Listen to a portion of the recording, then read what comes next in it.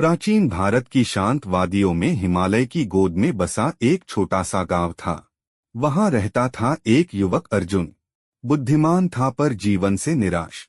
उसके भीतर आग थी कुछ कर दिखाने की, पर बार बार असफलता उसके आत्मविश्वास को कुचल देती। हर दिन वह किसी नई शुरुआत की कोशिश करता और हर बार किसी न किसी कारणवश टूट जाता। कभी आलस्य, कभी गलत संगति, कभी आत्मसंदेह। उसे लगता जैसे उसका भाग्य ही उसका साथ नहीं दे रहा।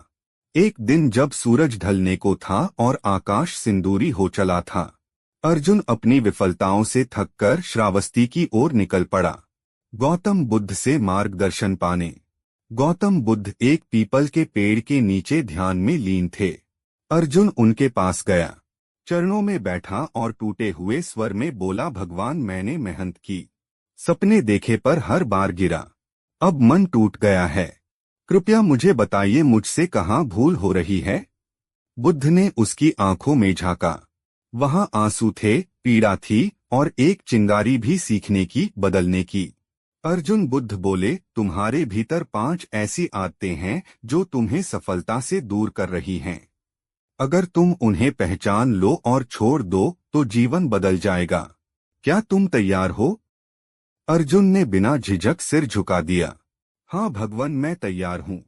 पहली आदत, टालमटोल करना। बुद्ध उसे जंगल की ओर ले गए। वहां पेड़ों की छांव में उन्होंने अर्जुन को एक बीज दिया। इसे आज नहीं कल बो देना। अर्जुन ने कहा, ठीक है। अगले दिन वह जब बीज बोने गया तो वह सूख चुका था। क्या तुमने इसे बोया? बुद्ध ने पूछा। नहीं भगवान, आपने ही कहा था कल। बुद्ध मुस्कुराए। यही तो तुम्हारी पहली आदत है, टालमटोल। सफलता के बीज समय पर बोने होते हैं, नहीं तो वे मर जाते हैं। हर दिन का सही उपयोग ही असली सफलता है। दूसरी आदत, दोष देना। बुद्ध ने शिष्यों को एक कहानी सुनाई।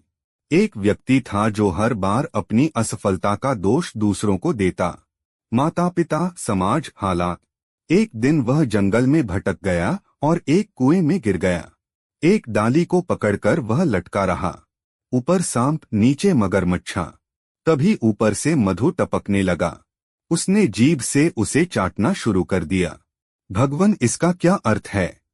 एक शिष्य ने पूछा। मधु उसके भ्रम है। जब तक वह दूसरों को दोष देता रहेगा, वह इस भ्रम में खोया रहेगा और असली समस्या से मुंह मोड़ता रहेगा। जिम्मेदारी लेना। तीसरी आदत, क्रोध करना। एक दिन अर्जुन ने कहा, भगवान, मैं अक्सर क्रोधित हो जाता हूँ और बाद में पछताता हूँ। बुद्ध ने उसे एक जलता हुआ दीपक पकड़ा दिया। इसे तब तक पकड़ो जब तक मैं लौटूं ना। धीरे धीरे अर्जुन की हथेली जलने लगी।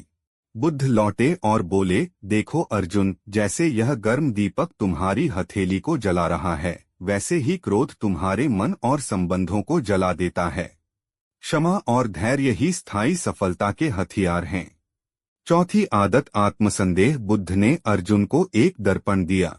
वह धूल से ढका था। क्या तुम इसमें खुद को देख सकते हो? अर्जुन बोला, नहीं।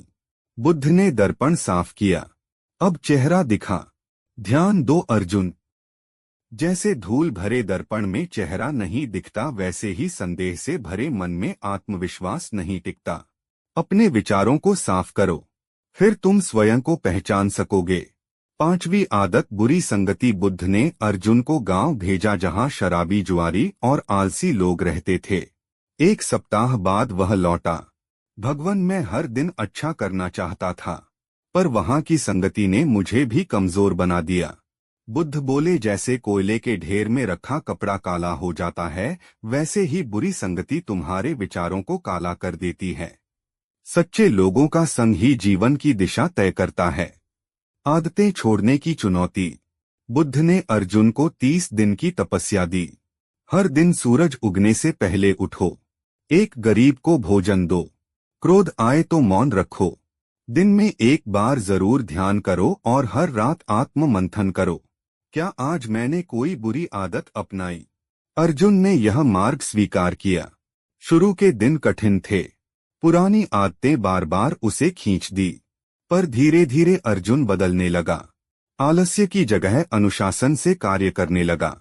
आत्मसंदेह की जगह खुद पर विश्वास किया और क्रोध की जगह शांति।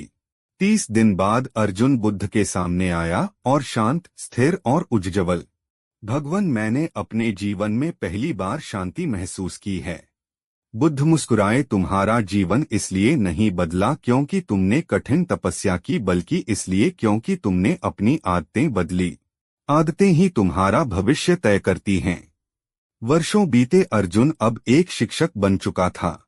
उसने अपने गांव में एक गुरुकुल शुरू किया, जहां बच्चों को सिर्फ शिक्षा ही नहीं बल्कि जीवन जीने की कला सिखाई जाती थी। गांव का हर बच्चा अब यह सीखता था, छोटे छोटे बदलाव हर दिन बड़ी सफलता लाते हैं। गौतम बुद्ध की एक बात अर्जुन ने दीवार पर लिखवा दी थी, तुम्हारी आदतें ही तुम्हारा भाग्य बनाती हैं। उन्हें बदलो, जीवन बदल जाएगा।